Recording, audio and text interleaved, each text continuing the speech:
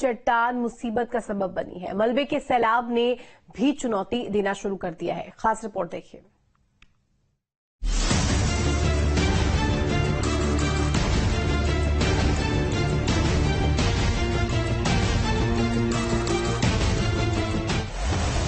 आपदा और उत्तराखंड का चोली दामन का साथ है।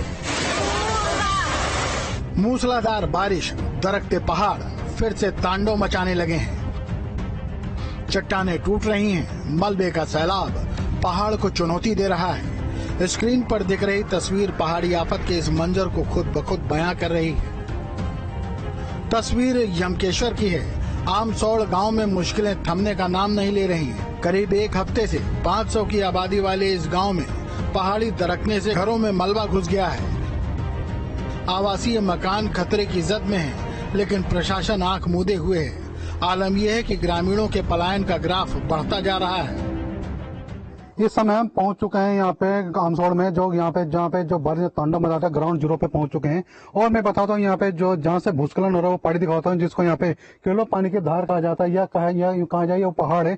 उस पहाड़ी से वहाँ से भूस्खलन हुआ है और भूस्खलन होने से जिस तरह से आप देख सकते हैं कि भारी भरकम जो पेड़ आ रखा है, मलबा आ रखा है और बड़े बड़े बोल्डर यहाँ से नीचे की साइड आ रहे हैं। इससे अंदाजा लगा जा सकते हैं कि आखिर ये कितनी भयानक, जब ये आया होगा तो कितना तांडव इसने मचाया होगा। और यह जिस तरह से यहाँ के जो परिवार हैं, मैं सहयोगी से कहूंगा जिस तरह से दिखाएं कि यहाँ पे जिस तरह से देखा जाए घनी आबादी है और नीचे ये जो लोग रह रहे हैं, तो अगर ये दोबारा हल्की सी अगर बारिश दोबारा होती है तो जितने ये परिवार है, लगभग 60 परिवार है, और इस 60 परिवार में 15 से 20 मकान जो हैं इस भूस्खलन की जद में आ सकते हैं और बड़ी जनहानि हो सकती है। आप देख सकते हैं, देख रहे होंगे यहाँ पे कि जो यहाँ पे बड़े मकान आसियाने दिखाए जा रहे हैं, लोगों ने बने हुए हैं, तो ये कभी भी धराशायी हो सकते हैं। कि जो भारी भरकम मलबा यहाँ पे ये स्थानीय यहाँ पे देख सकते हैं कि मकान के पीछे आया हुआ है और कभी भी कोई बड़ी जनहानि हो सकती है। जिस तरह से यहाँ पे आप दिखाता हूँ कि जो देखें ये भारी भरकम बोल्डर और जो ये रास्ता जो बनाया है, जो ये ऊपर से जो पहाड़ टूटकर दरक का है, भूस्खलन हुआ है, उस भूस्खलन के कारण यहाँ पे जो नाला सा बन गया है और ये नाला लगातार इसी तरफ नहीं आ रहा है, ये डाइवर्ट होता जा रहा है। और कल रात को भी जो भयानक यहाँ पे जो बारिश आई थी, उस बारिश से भी यहाँ पे काफी लोगों को काफी नुकसान पहुंचा है। हमारे पीछे आपको बताते हैं कि यहाँ पे जो इधर देख सकते हैं कि जो यहाँ पे जो नाला निकल रहा है, ये नाला नहीं है। यहाँ पे कभी खेत खलियान हुआ करते थे, यहाँ पे जमीनें हुआ करती थी, जो खेती वाली जमीन थी ये सारी तबाह हो चुकी है। यमकेश्वर के दावे, वादे और भरोसे से लोगों का विश्वास उठने लगा है। दरकते पहाड़ और आपदा से बचाव के लिए बेबस परिवार ही जिंदगी को बचाने के लिए मोर्चा संभाले हैं। मतलब अब प्रशासन से किसी भी तरह की आस लगाना बेकार है। टूटता विश्वास सबल हो चला है। मदद की हर उम्मीद ने दम तोड़ दिया है।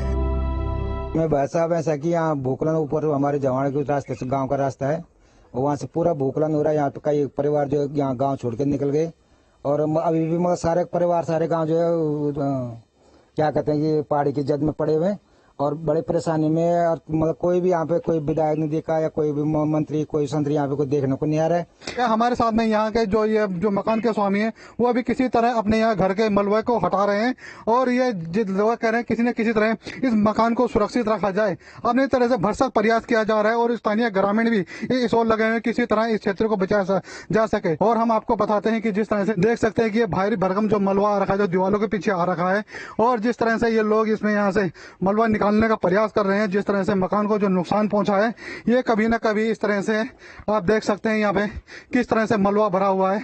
तो कहीं ना कहीं ये भयानक खतरे की ओर इशारा कर रहा है। अगर जल्द ही बारिश रुकती नहीं है तो ये जो मकान है अभी देख रहे हैं जिस तरह से, तो कभी भी जमींदोज हो सकता है। हर एक मकान सब यहाँ पे मकान छोड़ के सब दाएं में भाग रखे सामान। कुछ मकानों में वैसे पड़ा करके कहाँ रखेंगे मकान। चलो रात को शरण कहीं भी ले ले, लेकिन वो सामान किसके यहाँ रखे। बड़ी दुखदायी व्यवस्था है। इसके लिए कोई उनकी तरफ से कोई व्यवस्था ऐसा नहीं कि कोई गरीब आदमी है जो कुछ पंचायत भवन में ठहरा है, उनके खाजन भोजन की व्यवस्था न कुछ तरह की है। कल रात करीब 3 बजे बारिश पड़ी और वैसी आवाज आई, हम यहाँ से भाग गए। भागने के बाद नीचे गए, फिर उसके बाद सुबह जब देखा तो हिसाब किताब खराब था पूरा। मेरे मकान के पीछे से नाला सा बन गया नया।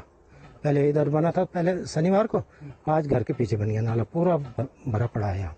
मेरे यहाँ से पूरा सामान चला गया और नीचे एक मकान हो रहे, मतलब 8-10 परिवार तो यहाँ से मतलब प्लान कर चुके हैं।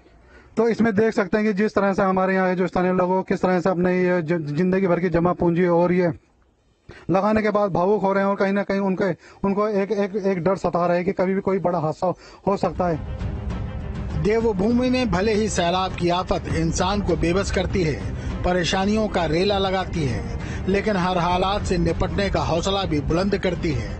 3